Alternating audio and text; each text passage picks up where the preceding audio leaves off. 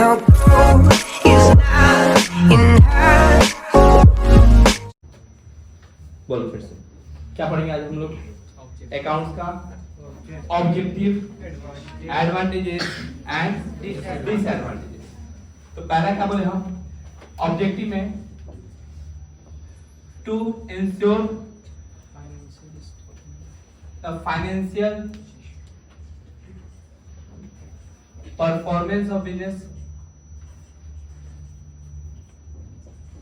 Business का financial performance कैसा है? अब परफॉर्मेंस हमको कहां से पता चलता है? प्रॉफिट एंड लॉस से। किससे पता चलता है? ऑब्वियसली अगर कंपनी का प्रॉफिट कंपेरेबिलिटी ज्यादा है तो उसका परफॉर्मेंस अच्छा है, और कंपेरेबिलिटी खराब है तो उसका परफॉर्मेंस खराब है। टू नो और to find out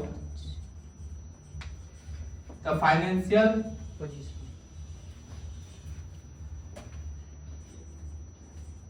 position of business.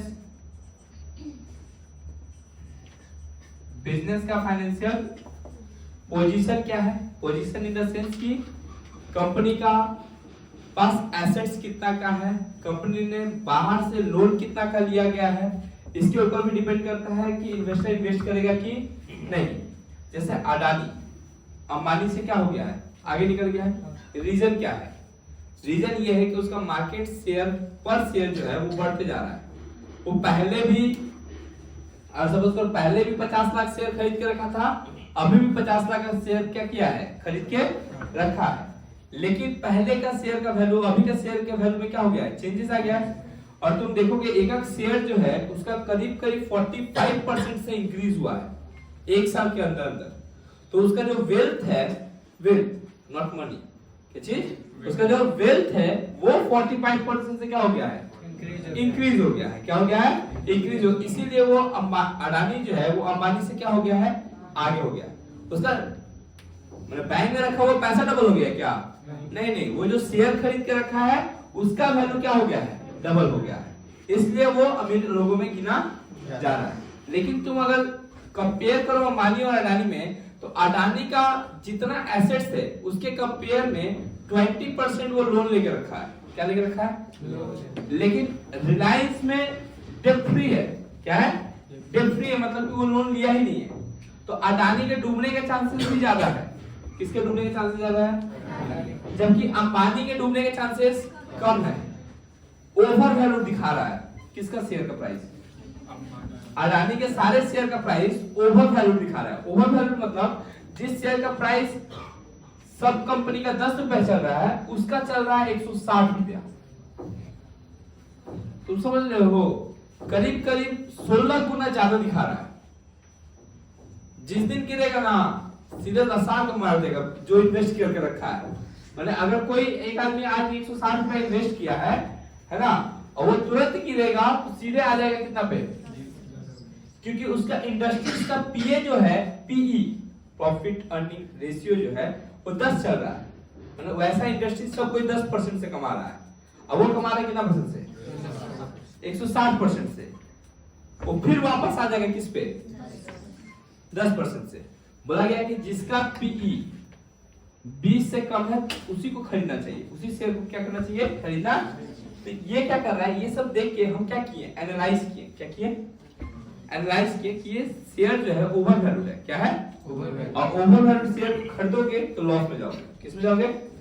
वो आज प्रॉफिट कमा रहा है, कल आएगा काम पे, कल आएगा।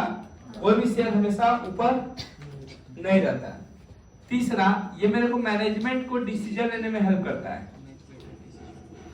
मैनेजमेंट इफिशियंसी को बताता है। और चौथा, helps in management decision. Helps in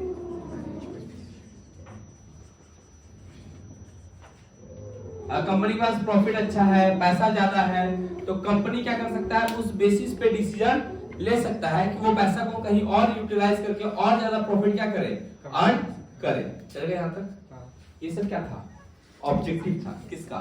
accounting का। ये वो सब चीजें हैं जो तुमसे कोई भी चलता फिरता इंसान, थोड़ा भी ज्ञान रखने वाला इंसान तुम्हारे मुंह पे मार देगा कि तुम बताओ अकाउंट्स का ऑब्जेक्टिव क्या होता है। तुम पढ़ रहा है अकाउंटिंग, करेगा अकाउंटेंट, बनेगा अकाउंटेंट, और तुमको यही नहीं पता है कि अकाउंटेंट का उद्देश्य क्या है। तुम अगर सोचो कि तुम 11-12 पढ़ रहा है लेकिन तुम्हारा प्री डिटरमाइंड गोल नहीं है, तुम आ रहा है जा रहा है, तो तुम लाइफ को काट रहा है। लाइफ को क्या कर रहा है? काट रहा है, जी कभी नहीं रहा है।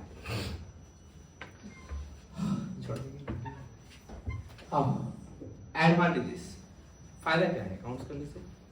पहला बात तो मेरे परफॉर्मेंस के बारे में मेरे को पता चल जाएगा।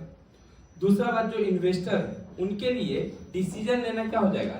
इजी हो जाएगा कि अगर कंपनी प्रॉफिटेबल है तो हम इन्वेस्ट करेंगे, अगर कंपनी प्रॉफिटेबल नहीं है तो हम उसमें इन्वेस्ट नहीं करेंगे। तो इन्वेस्टर के लिए क्या फायदा है कि वो डिसीजन लेने में क्या कर सकता है? हेल्पफुल होगा।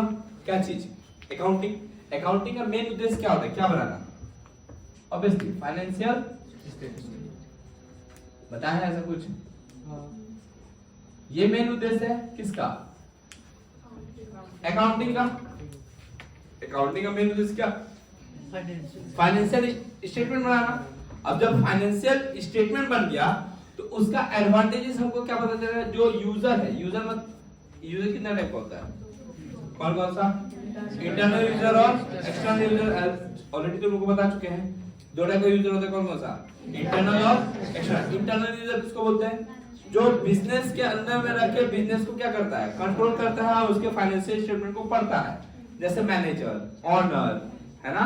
ये लोग कौन है? ये अंदर सीईओ, शेयर होल्डर, ये सब कंपनी के अंदर के लोग हैं जो कंपनी के बारे में भलाई सोचते हैं। एक होता है आउटसाइडर। आउटसाइडर मतलब जैसे सप्लायर, डेटर, है ना, गवर्नमेंट, एम्प्लॉइज, ये सब क्या है? आउटसाइडर है। ये बाहर से कंपनी के ऊपर क्या रखते हैं? नजर रखते हैं। अब एम्प्लॉय फाइनेंशियल स्टेटमेंट को क्यों पढ़ेगा ये बताओ? एम्प्लॉय फाइनेंशियल स्टेटमेंट को क्यों पढ़ेगा? ताकि ये देखने के लिए कि कंपनी प्रॉफिटेबल है कि नहीं, उससे बोनस वगैरह मांगा जा सकता है कि तुम देख रहे हो कि कंपनी जो है लॉस में जा रही है और तुम जाके मैनेजर से बोल रहे हो कि हमको बोनस दीजिए, मुझे दौड़ा के मारेगा ना तुमको।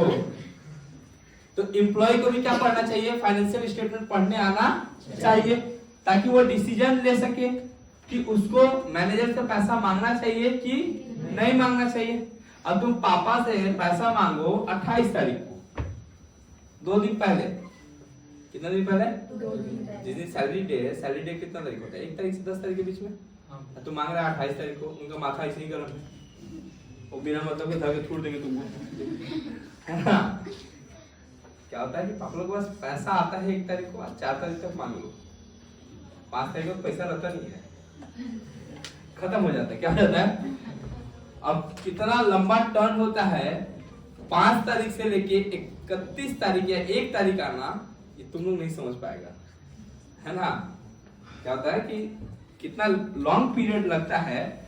अब तुम ऑफिस जा रहा है, अब तुमको पता है कि पैसा मिलेगा 1 तारीख को, कमा तुम आज रहा है। बहुत दुख भरा कहानी है अगर तुम सैलरीड पर्सन बन रहे हो तो, है ना? तो ध्यान से सैलरीड पर्सन बनने की कोशिश मत ही करना, सेल्फ एम्प्लॉयड बन जाओ, ज्यादा बेटर है। एम्प्लॉय का क्या बताएं हम कि एम्प्लॉय क्या देखता है कि कंपनी का फाइनेंशियल पोजीशन वैसा है कि नहीं कि वो अपने वर्कर को टाइमली बोनस दे पाए या कमीशन दे पाए या इंसेंटिव दे पाए। ये क्या पढ़ के उसको पता चलेगा? फाइनेंशियल स्टेटमेंट पढ़ के उसको पता चलेगा। किसको? एम्प्लॉय को। इन्वेस्टर के लिए क्या फायदेमंद है? इन्वेस्टर के लिए ये फायदेमंद है कि वो डिसीजन ले पाएगा कि इस कंपनी में इन्वेस्ट करना चाहिए कि। सप्लायर के लिए क्या फायदेमंद है? ताकि वो ये डिसीजन ले पाएगा कि अगला बंदा को पैसा उधार देना चाहिए कि नहीं देना चाहिए। डेटर को ये फायदा है कि उस पर डिपेंडेंट रहना चाहिए कि नहीं रहना चाहिए। जैसे डेटर कौन होता है? जो मेरा कस्टमर है, और कस्टमर क्या 1-2 दिन में बन जाता है? ऑब्वियसली बहुत सालों से कस्टमर है। अब देख रहा है कि कंपनी का ऑपरेशन जो है वो सही से नहीं हो रहा। ऑपरेशन मतलब कि उसका डॉक्टर ऑपरेशन करेगा, ऑपरेशन मींस कि सही से काम का सही नहीं हो रहा है, मैनेजमेंट को काम करने में मन नहीं लग रहा है, तो उसको क्या करना चाहिए? उसको दूसरा कोई ऐसा कंपनी खोजना चाहिए जिससे उसको क्या मिल सके? गुड्स मिल सके। सपोज करो कि मेरा एसेंशियल हम सामान खरीदते हैं, तो एसेंशियल के लिए हम कौन है? कस्टमर है। हम देख रहे हैं कि उसका सारा मशीन खराब होकर रखा हुआ है, सारा एम्प्लॉय उसको छोड़ दिया है और उसके पास पैसा वैसा है नहीं तो लेटर ऑन वो मेरे को जेरॉक्स करके टाइम में पहुंचा पाएगा क्या?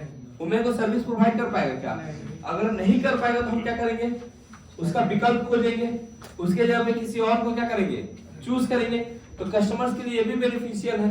अच्छा, गवर्नमेंट क्या ध्यान रखता है?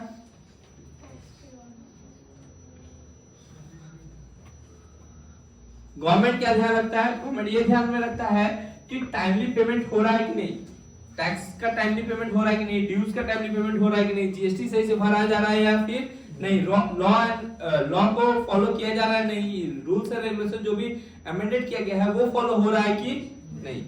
ये सब एडवांटेजेस है किसका? अकाउंटिंग का। किसका? अकाउंटिंग का। डिसएडवांटेजेस कोई बताएगा? बताओ कुछ डिसएडवांटेजेस बताओ अकाउंटिंग का। क्या हो सकता है?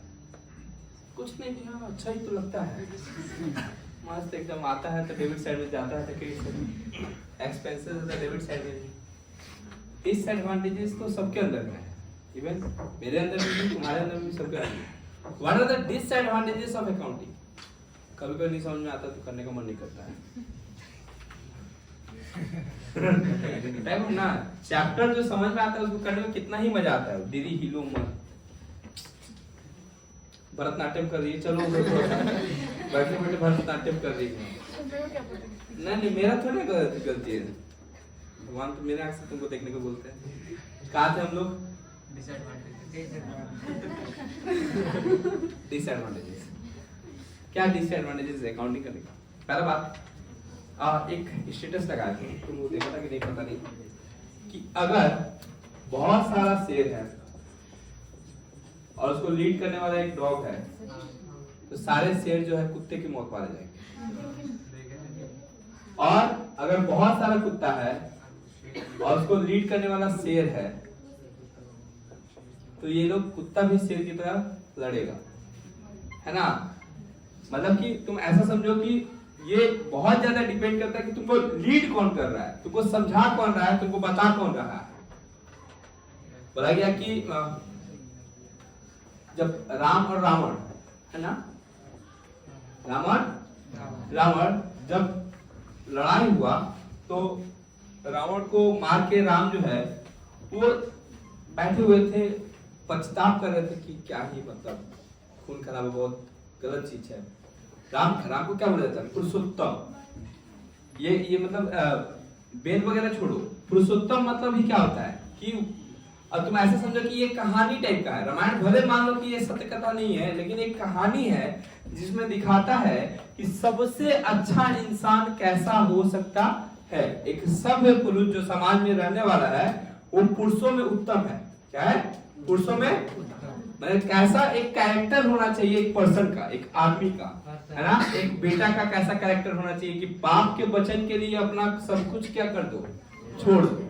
तुम्हारे बाप के मतलब क्या बोलते हैं, बाप से बड़ा कोई तुम्हारे लिए होना नहीं चाहिए। जो जन्म दिया है उसका सारा डिसीजन, चाहे वो गलत बोल रहे हैं, चाहे वो किसी के बहकावे में बोल रहे हैं, लेकिन तुमको उनका पालन करना तुम्हारा क्या है? परम कर्तव्य है ना? आजकल का बेटा आप कुछ समझते नहीं है डैड टाइप या बेटी, मतलब माँ बाप हमेशा ही सही होते हैं, है ना? बस क्या है कि थोड़ा सा गैप है तुम्हारे बीच में और तुम्हारे गार्जियंस के बीच में। हम लोग गार्जियंस मतलब हम लोग वो पर्सन है, जैसे हम लोग इन द सेंस कि 90s में हुए लोग, तुम लोग तो 20s के हो, हम लोग हैं 90s के।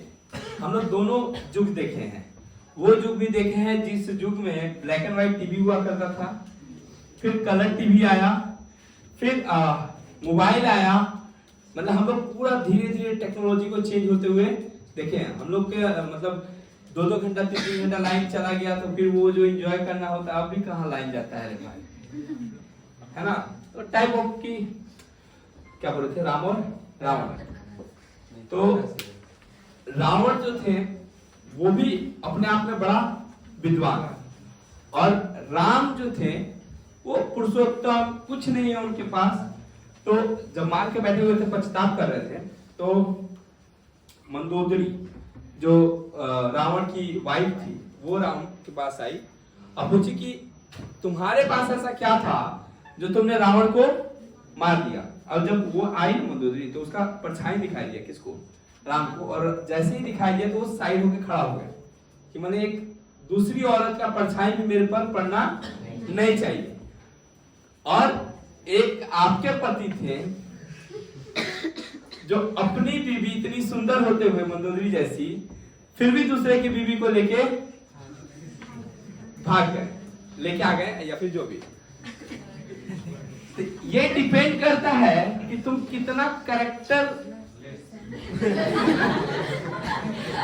ऑब्वियसली ना, चरित्र ही सबसे, उसके बाद सब कुछ था। सब कुछ मतलब तुम समझो कि रावण एक ऐसा व्यक्ति था या फिर ऐसा पंडित था या फिर इतना नॉलेजेबल पर्सन था कि वो सारे ग्रह को अपने कंट्रोल में रखा था, जैसे बोलता था वैसे ग्रह करता था। इवन शनि जो सबसे डेंजर ग्रह माना जाता है, तुम देखोगे कभी रामायण देखना तो देखना हमेशा जो रावण बैठा हुआ है और रावण के पैर के नीचे जो है हमेशा शनि दबा हुआ है।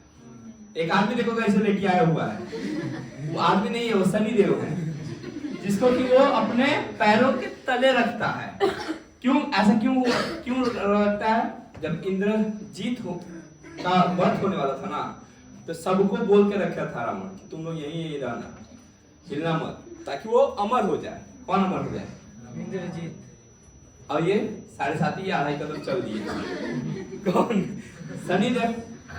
तो उसी दिन से वो अपने पैरों के अंगूठा के नीचे रखता है। किसको? शनि को। लेकिन अगर तुम्हारे पास कैरेक्टर सही नहीं है ना तुम्हारा, तो तुम कितना भी बड़ा विद्वान हो, तुम्हारा सारा विद्वानी तुम मतलब समाज में तुम पूजे जाने लायक नहीं हो। चलो कहां थे हम लोग? डिसएडवांटेजेस। तो डिसएडवांटेजेस में अगर बात करें तो पहला बात की देखो क्या बोले हम कि लीडरशिप कौन कर रहा है। अब लीडरशिप मैनेजमेंट में थोड़ी दिखाई देता है, सुनना क्या बोले, वो अकाउंटिंग में थोड़ी दिखाई देगा, हिसाब किताब में। मेरे पास अच्छा मैनेजमेंट है तो मेरा सेल्स ज्यादा होगा, मेरे पास अच्छा सेल्समैन है या अच्छा एम्प्लॉय है तो उससे सेल्स क्या होगा? अच्छा होगा। मेरे पास अच्छे स्टूडेंट है तो उससे रिजल्ट अच्छा होगा, तो सबको रिजल्ट देखेगा। सिंस मेरे पास सेलेक्टेड स्टूडेंट है, तुम देखोगे कि ऐसे मतलब मैं ट्रीट ही ऐसा करता हूँ कि जो पढ़ने वाले बच्चे नहीं है वो मेरे को छोड़ ही देंगे। छोड़ दे तो क्या ही जा रहा है इसमें, उसका घाटा मेरा। तो डिसएडवांटेज क्या हुआ? पहला बात। अच्छा दूसरा बात, तुम देखो कि स्टेबिलिटी नहीं है। स्टेबिलिटी इन द सेंस कि तुम अगर कोई एक कंपनी है जो कि 2015 से चल रही है, या फिर सपोज करो कि 1955 से चल रही है। 1955 में कलकत्ता में क्या हुई है? स्टैब्लिश हुई है, और उसने उस टाइम में 15,000 का एक लैंड खरीदा था। कब? 1955 में कितना का लैंड खरीदा था? 15,000 का। क्या आज के डेट में ये लैंड का वैल्यू 15,000 ही होगा? नहीं, ऑब्वियसली नॉट। आज का वैल्यू क्या होगा?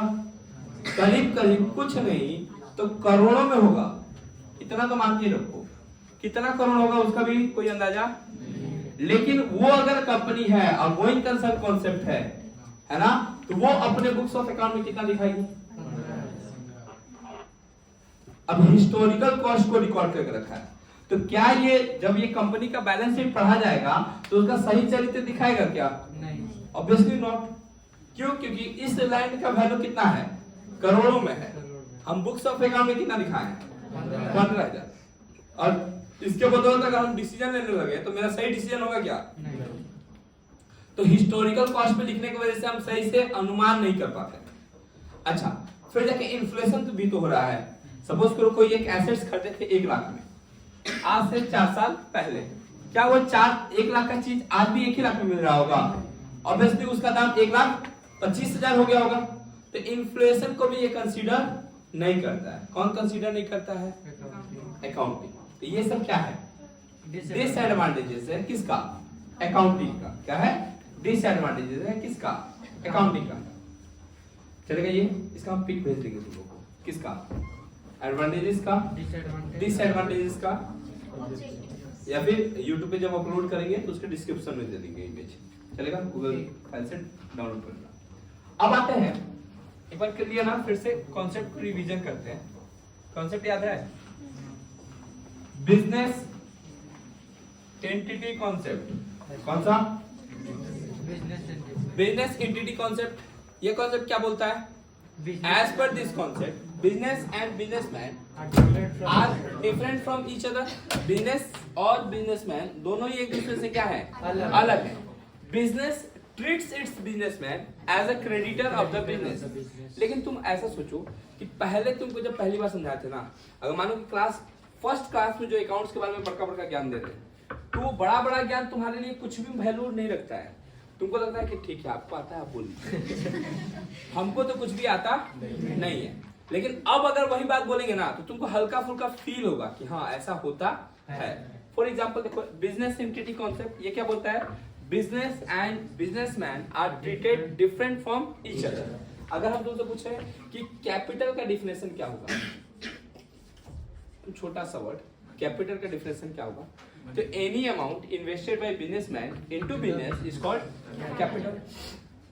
कोई भी पैसा जो बिजनेसमैन के द्वारा लगाया गया है किसके अंदर में, उसको क्या बोला जाएगा? कैपिटल बोला जाएगा। क्या बोला जाएगा? कैपिटल बोला जाएगा। अब ये कैपिटल जो है, तुम सोचो बैलेंस शीट में किस साइड लिखते हो? लायबिलिटी साइड लिखते हो। जबकि अगर तुम बोलो कि तुम पैसा कहीं लगा रहे हो, तो तुम्हारे लिए क्या है? इन्वेस्टमेंट है ना। अगर हम मानो कि हम शेयर मार्केट में कहीं भी पैसा इन्वेस्ट किए, किसी कंपनी का शेयर खरीद लिए, हम उसका ओनर बन गए, तो मेरे लिए वो क्या है? इन्वेस्टमेंट है। क्या है? लेकिन हम कैपिटल को इन्वेस्टमेंट के रूप में दिखाते हैं क्या? नहीं। किसके रूप में दिखाते हैं? लायबिलिटी के रूप में दिखाते हैं। किसके बदौलत? बिजनेस एंटिटी कॉन्सेप्ट के बदौलत। बिजनेस एंटिटी कॉन्सेप्ट बोलता है बिजनेस और बिजनेसमैन दोनों एक दूसरे से एकदम अलग है। बिजनेस और बिजनेसमैन को खिचड़ी मत बनाओ, दोनों सेपरेट एंटिटी है। सेपरेट एंटिटी है मतलब बिजनेस अलग चीज है, बिजनेसमैन, और बिजनेसमैन कुछ पैसा दिया है किसको? तो बिजनेस के लिए लायबिलिटी है, बिजनेस के लिए क्या है? इसीलिए तो हम लोग कैपिटल को किस साइड दिखाते हैं? देखो इतना सारा बैलेंस शीट बनाया ना, तो हम बिजनेस के कैपिटल को किस साइड दिखाते हैं? तो as per this concept business and businessman are different from each other as business treats its businessman as a creditor of the business. दूसरा आता है, ये सब तो याद होगा तुमको, गोइंग कंसर्न कॉन्सेप्ट। ये क्या बोलता है?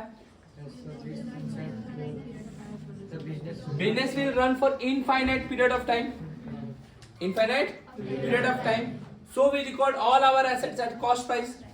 जैसे ये वाला बिजनेस कब से चल रहा है? 1955 से, और आज चल रहा है 2022, फिर भी हम दिखा रहे हैं कितना? 15,000। क्यों? क्योंकि हम लोग किसको फॉलो कर रहे हैं? गोइंग कंसर्न कॉन्सेप्ट को। Business will run for infinite period of time, ये भी कुछ दिन बाद दिखेगा। 75 ईयर्स है ना, बिजनेस कब से रन कर रहा है? 75 ईयर में जब भी जो एसेट्स खरीदेगा उसको हमेशा किस प्राइस पे रिकॉर्ड करेगा? कॉस्ट प्राइस चलेगा। थर्ड आता है पीरियोडिकल कॉन्सेप्ट। कौन सा? ये क्या बोलता है? जो गोइंग कंसर्न कॉन्सेप्ट है उसमें इनफाइनाइट पीरियड ऑफ टाइम के लिए बिजनेस रन करता है। अब हम लोग बैठ जाएंगे हिसाब किताब करने, एक के बाद 10 साल बाद करते हैं। ये बोलता है कि जो इनफाइनाइट पीरियड है किसका, तो उसको स्मॉल पीरियड में तोड़ दो, ताकि टाइम टू टाइम हम लोग हिसाब किताब देख ले कि कंपनी प्रॉफिट में जा रहा है कि लॉस में जा रहा है। अगर लॉस मेकिंग कंपनी हो रहा है और हम कंटिन्यू लॉस खाए जा रहे हैं, ये कौन सा चालाकी है? कंपनी को बंद करो, जो पैसा है वो तो लो, आपको कहीं ऐसा जगह लगाओ जहां पे प्रॉफिट हो सके। समझ में आया? किसी चीज को एक चीज को बार बार करोगे ना, बार बार रिपीटेड मोड पे करोगे तो क्या होगा? कोई चीज अगर सपोज करो कि फिजिक्स का ये लॉ है कि अगर ये चीज को ये लेके ऐसे करोगे तो अभी कुछ नहीं फर्क पड़ रहा है, लेकिन ये चीज को ऐसे ही ले 2 घंटा रख ले रहोगे तो फर्क पड़ना शुरू हो जाएगा। तो कोई भी चीज लंबा टानोगे तो उससे क्या होगा? इसीलिए गर्ल्स ना ज्यादा मजबूत होती है इन कंपेयर टू बॉयज।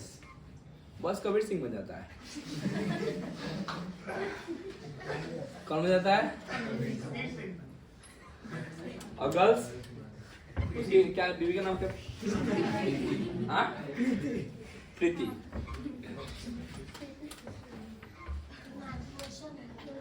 हाँ 9 मंथ बाद प्रेग्नेंट ही दिखाई देती है, अब किसका बच्चा पकाने जाए। ठीक है, इमेजिनेशन है। क्या इमेजिनेशन है? कबीर सिंह का। नहीं, बॉयज सेंटी होते हैं, गर्ल्स सेंटी नहीं होती है। सेंटी होती भी है तो पागल है। देखो एक चीज समझो, वो लोग शुरू से उनको बिलीव दिलाया जाता है ना गर्ल्स को कि ये तुम्हारा घर नहीं है, ये तुम्हारा घर। अच्छा तुम जिस घर में जाते हो उस घर में भी यही पता चलता है ये तुम्हारा घर नहीं है। तो वो मेंटली प्रिपेयर होती है कि हम के रहे के, समझ आया क्या बोला उसका। तुम सोचो कि वो मेंटली बचपन से उसको प्रिपेयर किया गया है उस बेसिस पे, ताकि उस टाइम जाने में उसको दुख ना हो। अब बेटा क्या होता है, मम्मी जाएगी तो दुख होगा, पापा जाएंगे तो दुख होगा, है ना। बेटा को बेटी को मैंने ठीक वो वही से सीखी हुई है कि हम कोई भी चीज परमानेंट नहीं है, कोई भी चीज समझ रहे हैं आप। तो किसी चीज को परमानेंट सोचना ही नहीं चाहिए। हम लोग क्या है, हमारे मम्मी पापा यही रहेगा, है ना, हम भी यही रहेंगे, कोई जाने वाला नहीं है। प्रेक्टिकल कॉन्सेप्ट ये क्या बोलता है, जो इनफाइनाइट पीरियड है किसका, गोइंग कंसर्न कॉन्सेप्ट का, उसको छोटे छोटे भागों में क्या कर देना, बांट देना, छोटे छोटे भागों में बांट देना। फिर क्या आता है, एक वर्ड आता है मैटरनिटी कॉन्सेप्ट। ये नहीं सिखाया, सिखाते सिखाते तो बताओ, नहीं याद होगा क्योंकि हम सिखाए नहीं थे, बताते हैं। मैचिंग कॉन्सेप्ट था, सिखा दिए थे, ठीक है। मैटरनिटी कॉन्सेप्ट क्या होता है, तुम ऐसा समझो कि हम लोग उन सारे आइटम को, उन सारे मटेरियल आइटम को रिकॉर्ड करना एकदम कंपलसरी है, डिस्क्लोज करना सारा कंपलसरी है, जो एक इन्वेस्टर के डिसीजन को चेंज कर सकता है। फॉर एग्जांपल जैसे मानो कि ये कैलकुलेटर है, अब मेरे ससुर जी आए और हम बोले कि देखिए मेरे पास 7 गो कैलकुलेटर है। बहुत इंप्रेस, लेकिन शादी तो तुम्हारी से ही। ऐसा होगा क्या? नहीं ऑब्वियसली नो। क्यों? क्योंकि उनके लिए वो चीज मैटर ही, उनके लिए कैलकुलेटर मटेरियल ही नहीं है। बोले कि ये कैसा कैलकुलेटर है, हम तो साइंटिफिक यूज किया है, मेरे बेटे ने साइंटिफिक यूज किया है, साइंस पढ़ी हुई है। क्या पढ़ी हुई है? क्या फायदा, खिलाना चाहे कॉमर्स वाले को है, तुम कुछ भी हो, कितना भी पढ़े लिखे हो, बोला कि MBA किया, फिर MBA करके बैंकिंग किया, क्या करके, बोला 3 इडियट देखे हो ना, 3 इडियट में जो करीना कपूर का हस्बैंड बनने वाला, वो पहले साइंस लेके पढ़ा, साइंस लेके पढ़ा, फिर डॉक्टर में सक्सेस नहीं हुआ तो MBA कर लिया। MBA करने के बाद बैंकिंग में मैनेजर बन के बैठा हुआ है। माने उसका कोई गोल नहीं था, जो मिल रहा था वही ले रहा था। तो ऐसे लोग कमा लेंगे लेकिन सक्सेस नहीं बोला जाएगा, सेटिस्फाइड नहीं बोला जाएगा। भैया अच्छा है ना, इंजीनियरिंग नहीं की है। कौन तुम? नहीं वो कुछ भी नहीं करेगा, शादी भी तो नहीं हुआ उसके साथ। ऐसे लोगों को कोई फिक्सेशन ही नहीं होता है, उसका कोई फिक्सेशन ही नहीं होता है। अब वो देखो चिरकुट आदमी, तो उसके शादी में उसके रिसेप्शन में जाके खाना खाने वाला लेके चला गया। बात डिपेंड करता है, तो डिपेंड करता है कि तुम स्मार्ट कितने हो, है ना। तुम स्मार्ट कितने हो। फिजिक्स वाला देखो कर क्या रहा है बच्चा, कुछ नहीं कर रहा है, अपने नाम पे कमा रहा है पूरा दुनिया में। फिजिक्स वाला, फिर केमिस्ट्री वाला, फिर कॉमर्स वाला, फिर फलाना वाला, ढिमकाना वाला। लेकिन तुम बताओ कि क्या क्वालिटी सेम रहेगा सब जगह? जो फिजिक्स वाला शुरू में क्वालिटी दे रहा था, क्या कॉमर्स वाला भी वही क्वालिटी दे पाएगा? नेवर। तुम बोलोगे कि हम बोले कि ये सिटी इंस्टीट्यूट है, इसमें ना किसी और को खड़ा करके पढ़ा दे रहे हैं, तुम एग्री हो जाएगा, पढ़ लेगा? एग्री नहीं होगा। कितना भी अच्छा टीचर हो, वो जो कनेक्टिविटी मेरे से है वो उनसे नहीं आएगा। हम जो चीजों को समझ पाते हैं, जिस लेवल पे स्टूडेंट्स को समझ पाते हैं, वो समझ आज कोई भी आएगा तो वो तो एज ए एम्प्लॉय आएगा ना, वो एज ए ऑनर, तो वो ग्रोथ के बारे में सोचेगा नहीं, वो बोलेगा खाली पढ़ा के चल जाना है। और जो ऑनर है वो क्या सोचेगा कि कितना ज्यादा तुमको प्रोवाइड किया जाए ताकि तुम ज्यादा से ज्यादा क्या हो सको, सेटिस्फाइड हो सको। क्या हो सको? सेटिस्फाइड हो सको। बोला कि रोहित जो मूवी बनाया था इसका गोलमाल मूवी का, हाँ रोहित शेट्टी, बोला कि जो अदर प्रोड्यूसर नहीं सोचते हैं, जैसे कपूर फैमिली वगैरह नहीं सोचता है, रोहित शेट्टी बोला कि अगर हम किसी फैमिली को अपना टिकट बेचना चाहते हैं 600 रुपया वाला, उसका कमाई का एक सर्टेन पोर्शन वो क्या करने वाला है, मेरे पे खर्चा करने वाला है, तो उसको उसका पैसा का बदले में क्या होना चाहिए, जितना सर्विस मिलना चाहिए उतना सर्विस मिलना चाहिए, तभी वो तुमको पैसा देगा। कोई भी तुमको ऐसे पैसा दे देगा क्या? रास्ते में तो भिखारी कितना मांगता है, तुम देता है कभी? अबे डाल के निकालने को देना नहीं बोलते हैं, एक डालता है 3 को निकालता है उसके में से। तुम तो अंधा भिखारी खोजता है। चलेगा? मेटेरियल कॉन्सेप्ट क्या बोले? अब तुम सोचो कैलकुलेटर मेरे लिए एसेट्स है कि नहीं है? नहीं। कैसे नहीं है? मशीन है, काम करता है, तुमको एफिशिएंसी प्रोवाइड करता है, तुमको कैलकुलेट करने में सुविधा करता है कि नहीं करता है? हम बता तो रहे हैं कि उसका वैल्यू उतना नहीं है जिसको कि हम एसेट्स के रूप में अपने बैलेंस शीट में जगह नहीं दे पाए। समझ में क्या बोले? इसीलिए उसको स्टेशनरी ट्रीट करते हैं। क्या ट्रीट करते हैं? स्टेशनरी ट्रीट करते हैं। फिर आता है एक टॉपिक, मैचिंग कॉन्सेप्ट। ये क्या है? मैचिंग बिटवीन डेबिट और क्रेडिट की assets and liability. Matching concept में मैच किसके बीच में करते हैं? Income and expenditure, receipt and payment, assets और लायबिलिटी की डेबिट और क्रेडिट। मैच तो करते हैं ना, किसके बीच में?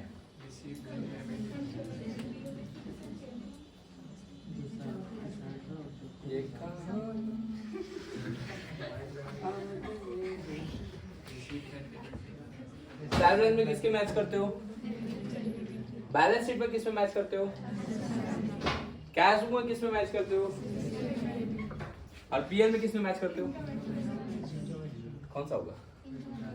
The answer is income and expenditure. Here matching between related income and related expenses. Example देते हैं। हम 1000 पीस कोई सामान खरीद के लाए 100 रुपये में, 1 लाख का, कितना का? 800 पीस बेच दिया 150 रुपये में, 1,20,000 में, प्रॉफिट कितना का? ये वो लोग बोल रहे हैं जो मैचिंग कॉन्सेप्ट को फॉलो नहीं कर रहे हैं। अगर ध्यान से देखो तो यहाँ पे एक्सपेंसेस कितना पीस का है?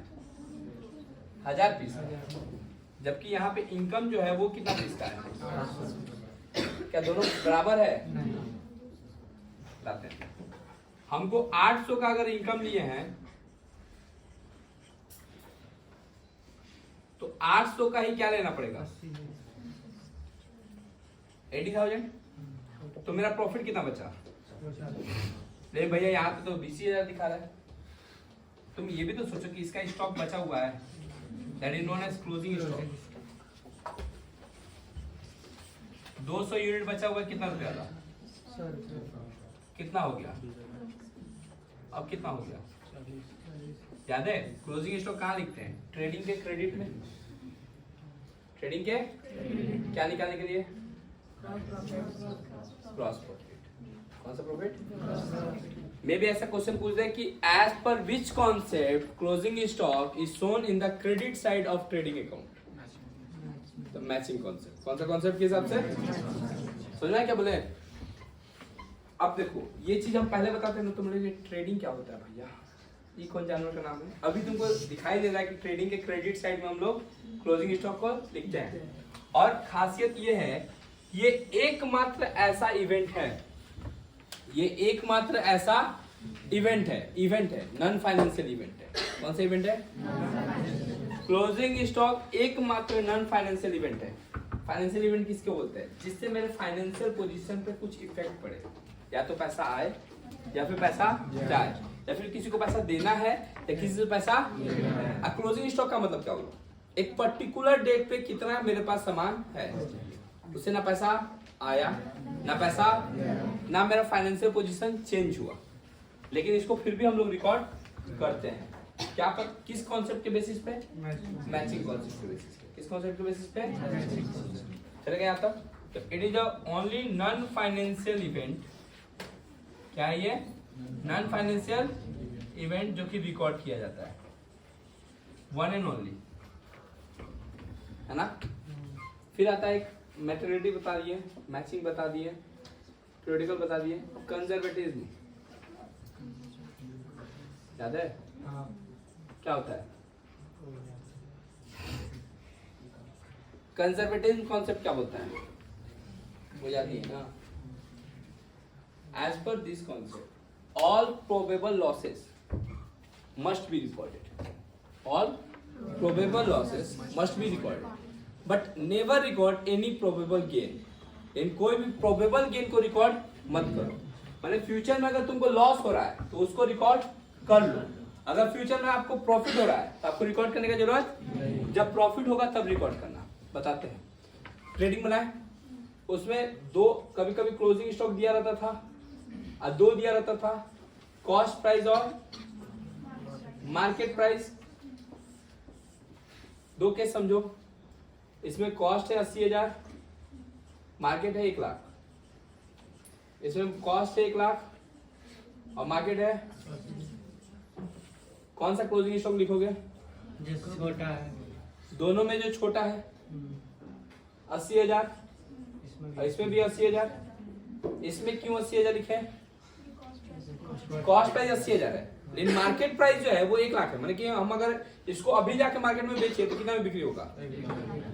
तो अगर हम इसको रिकॉर्ड करते तो ये प्रोबेबल गेन हो जाता। अभी बेचे हैं क्या? बेचे नहीं है, बेच सकते हैं। तो जब बेचना तब रिकॉर्ड करना, जब बेचना।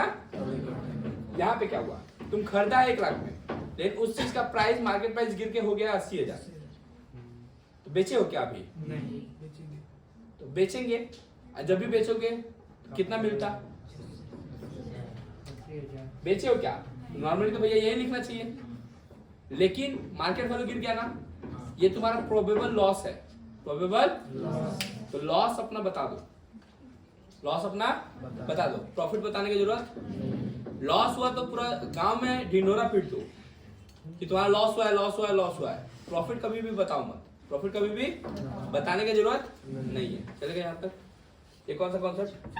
Conservatism concept. ये क्या बोलता है कि we should record only those probable losses but never ever record any probable gain. Probable losses को रिकॉर्ड करो, प्रोबेबल गेन को रिकॉर्ड करने की जरूरत नहीं है। चलेगा? कंजर्वेटिव कॉन्सेप्ट के बाद dual aspect concept.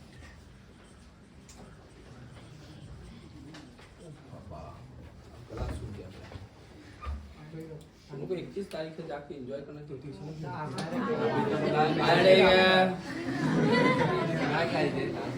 Dual aspect concept. Dual aspect concept क्या बोलता है? As per this concept, we record each transaction in 2 aspects.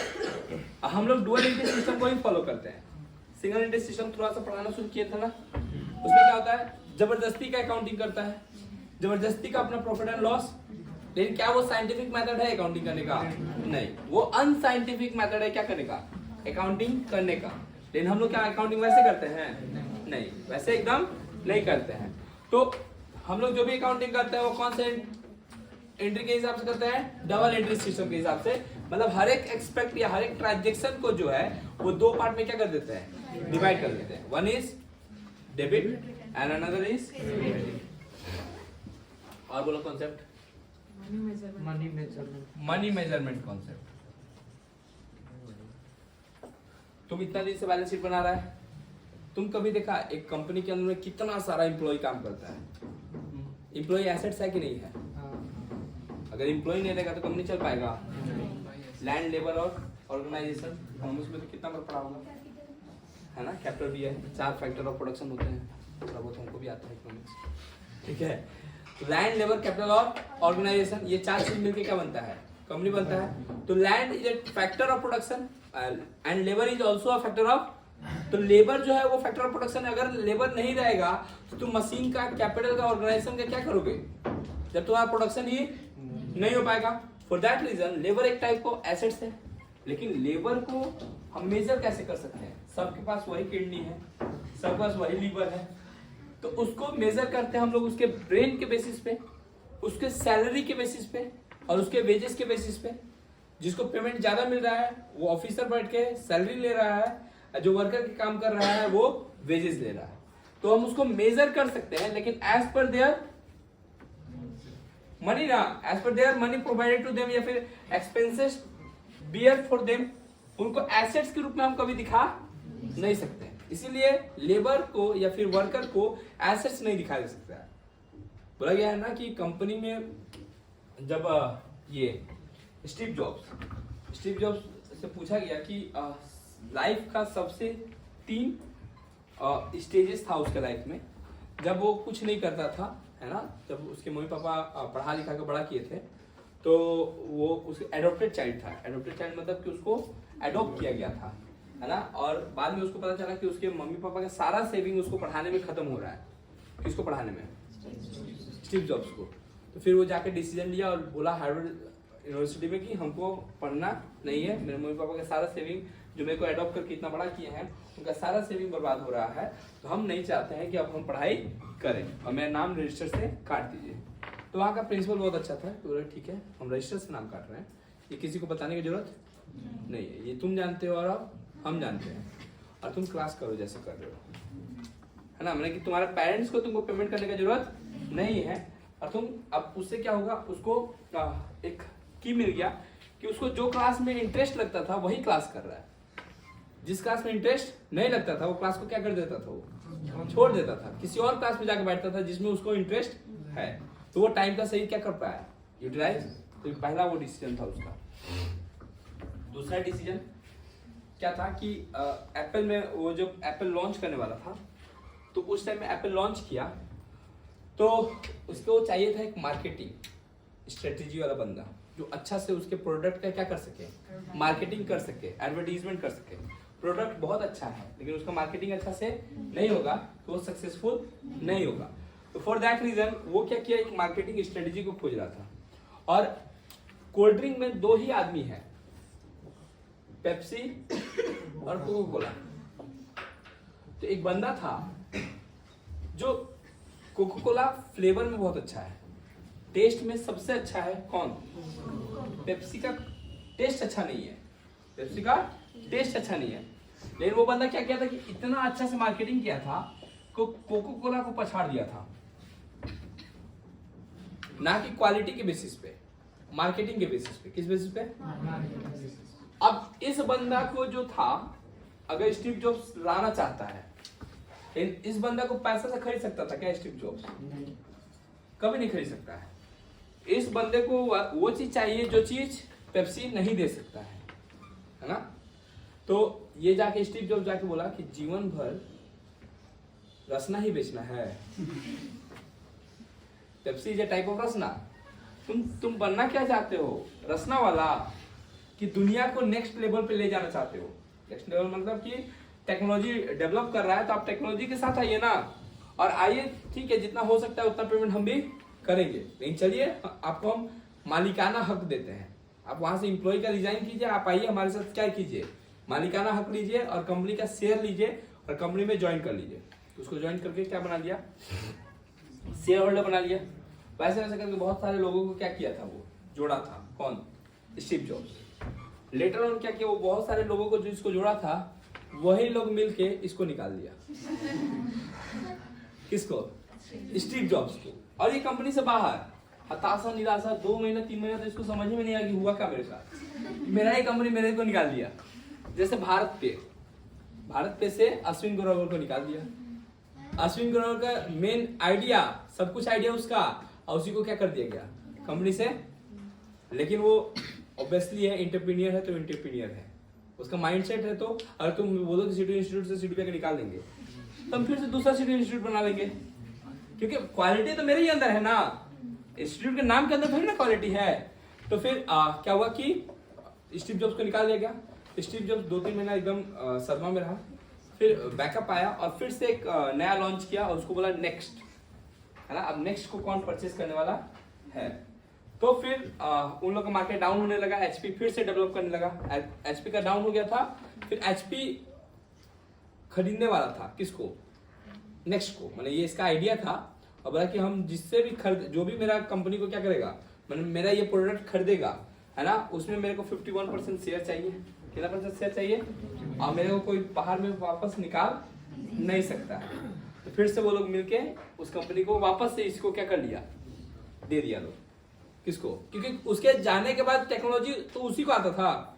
ये लोग तो क्या था, अब तुम रसना बेच रहे हो तो रसना बेचने ही ना आता है तुमको, खाली बेचने आता है। प्रोडक्ट रहेगा तब ना बेच पाओगे। अब प्रोडक्ट बनाता कौन था, स्टीव जॉब्स। तो वो आइडिया कहाँ से लाओगे, दिमाग था नहीं, है ना। तुम तो मार्केटिंग का पर्सन हो, किसका पर्सन हो, मार्केटिंग का। तुम नॉलेज प्रोवाइड कर ही नहीं सकते थे। ये दूसरा डिसीजन था। तीसरा डिसीजन, उसको ट्यूमर हो गया था, किसको, स्टीव जॉब्स को ट्यूमर हो गया था। तो उसको डिसीजन लेना था। अब डिसीजन लिया, डॉक्टर बोला कि ठीक है 2-3 महीना और इसका रखा, हाँ टाइप ऑफ बोल दिया था कि मैंने आपको कैंसर है, लास्ट स्टेज पे है और अब कुछ नहीं किया जा सकता है। फिर स्टीव जॉब्स बोला कि ठीक है आप ऑपरेशन कीजिए, तो क्या कर ही नहीं सकते। वर्ल्ड रिकॉर्ड था उसको, जो डॉक्टर को दिखा रहा था उसका क्या था, वर्ल्ड रिकॉर्ड था, है ना। और उसमें भी वर्ल्ड रिकॉर्ड में, मतलब world Guinness book world record में उसका नाम था। वो बोला कि नहीं हो ही नहीं सकता। अरे ठीक है कोई बात नहीं, आप ऑपरेशन कीजिए ना, मरेंगे जिएंगे मेरा डिसीजन होगा, है ना। आप ऑपरेशन, मैंने डॉक्टर नॉर्मली ऑपरेशन करता नहीं है ना, 3rd स्टेज पे रहता था, फिर भी वो किया। और जब कर रहा था तो रो रहा था। कौन रो रहा था, डॉक्टर रो रहा था कि ये आदमी इतना सही कैसे हो सकता है। और ऑपरेशन सक्सेसफुल हुआ और बच गया। ऑपरेशन सक्सेसफुल, जिसमें मरने का चांस था और ऑपरेशन सक्सेसफुल हुआ, वो क्या हो गया, बच गया। तो टाइप है कि कहने का मतलब कि तुमको डिसीजन लेना पड़ेगा, और उसका हर एक डिसीजन क्या हुआ है, सही बात। जब तुम्हारा डिसीजन कोई और लेगा ना, तब तुम फंसोगे। लेकिन तुम्हारा डिसीजन तुम लोगे, तुम अपने आप को सही तरीके से क्या कर सकते हो, जान सकते हो। अच्छे से तुम जानता है कि तुम्हारे लिए क्या बेटर है। कोई और तुम्हारे बारे में डिसीजन लेगा तो वो डिसीजन गलत ही होगा। मेरे पापा भी मेरे बारे में डिसीजन ले रहे थे, क्या सुनना है कि जॉब अटेक कर ले, तो फायदे नहीं है। अब पापा बोलेंगे ठीक कर लेना कर। तो ये होता है कि तुम दूसरे को गलत साबित करो। अगर तुम डिसीजन लिए हो तो उस डिसीजन पे सक्सेसफुल। फ्रेंड लोग था, जब हम सिटी इंस्टीट्यूट स्टार्ट किया था ना, तो 4 फ्रेंड मिलकर किए थे। उस 4 फ्रेंड में से हम बोले कि देखो स्टेबल होने में टाइम लगेगा और हम इतना जल्दी स्टार्ट होता नहीं है। थोड़ा बहुत एडवर्टीजमेंट किया था, वो लोग एक्सपेंसेस था उन लोगों का करीब उस टाइम में समझो कि 10,000 रुपये का एक्सपेंसेस था। 5,000 एक फ्रेंड लगाया था, दूसरा फ्रेंड 5,000, यानी कि टाइम लगेगा स्टेबल होने में। वो लोग 6 महीने के अंदर अंदर परेशान हो गया, क्या पैसा वैसा आवत नहीं थे, छोड़ दूंगा पैसा रिटर्न कर दे। ठीक बात ले लिए, फिर थोड़ा थोड़ा करके उसका पैसा क्या कर दिए, रिटर्न कर दिए।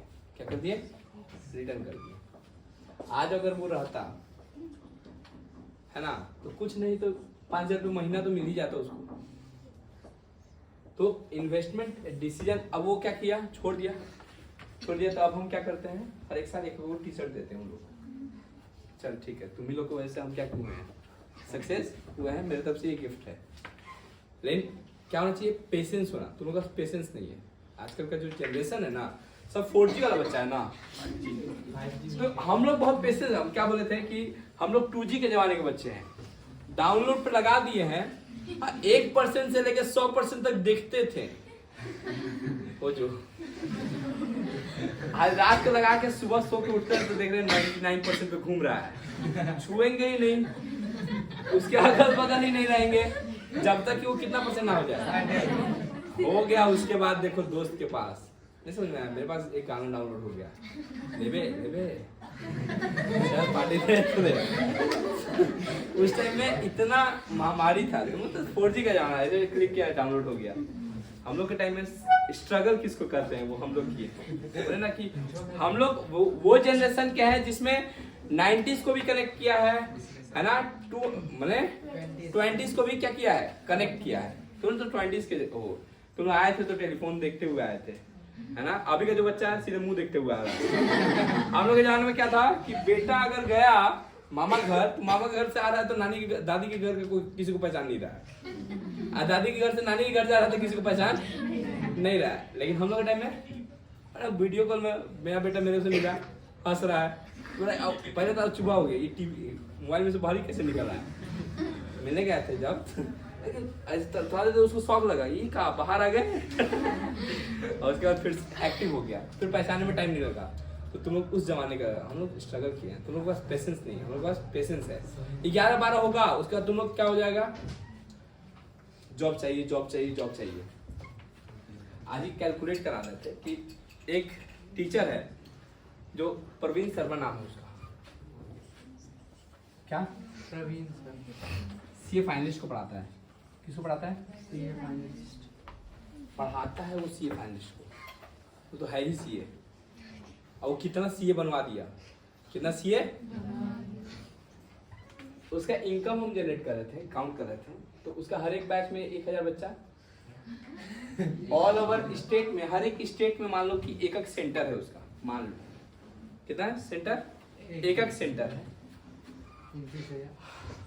29,000 बच्चा हुआ। हर एक ऐसा उसके पास करीब करीब मानो कि 3 बैच ही मान लेते हैं, है ना, 30 कर लेते हैं ताकि सक्सेसफुल हो। 90,000 हर एक बच्चा से हर एक महीना का 5,000 रुपये लेते हैं, 5,000 ऑब्वियसली। हर उसका 6 महीने का कोर्स का दाम है 30,000 रुपया, हर एक महीना का कितना हुआ, एक बार कैलकुलेटर करो, 4,50,000 एरर नहीं ना दिखा रहा है। ये उसका मंथली इनकम है।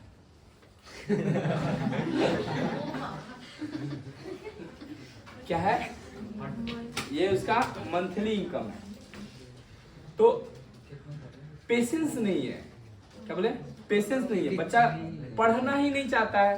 तुम सोचो ना कि क्लास 12 में तुम सक्सेस नहीं हो पा रहे हो, पढ़ने का इच्छा नहीं कर रहा है, जब तक तुमको किसी चीज से लगाव नहीं होगा ना, तब तक तुम सक्सेस नहीं हो सकते हो, ये बात जान के रखो। जैसे मेरे को टीचिंग से लगाव हुआ है तभी हम सक्सेस हुए हैं। अगर मेरा मन नहीं करता ना ना ना, जिस दिन से मेरा मन करने लगा ना कि आज बच्चा लोग को छुट्टी दे देते हैं, एक चीज करेंगे, एंजॉय करेंगे, उस दिन से मेरा डिक्लाइन आना शुरू हो जाएगा। क्यों, क्योंकि हम एंजॉय नहीं कर रहे। हम मेरा को पता है कि हम 31 तारीख को देखेंगे लास्ट डेट पे, आधा से ज्यादा मेरे को गाड़ी देते रहेगा, हम एंजॉय करेंगे, है ना। अंदर अंदर तो पाप छोड़ रहा है ना, तुम का जो मैंने बैठैले हैं, घरे चिकन बना हुआ है, रात का प्रोग्राम कल भी बुलाएंगे ना तुमको ना। 1 तारीख को अगर तुम्हारा मुंह देख लिया ना बाबू, खाली हम 2020 में देख चुके हैं। 2020 में ना 1 जनवरी को हम पढ़ा दिए थे, फिर जो हुआ मेरे साथ, इवन उसी साल में शादी भी हो गया, सबसे गंदा साल। ठीक है, चलो कॉपी करो, करना कुछ है नहीं।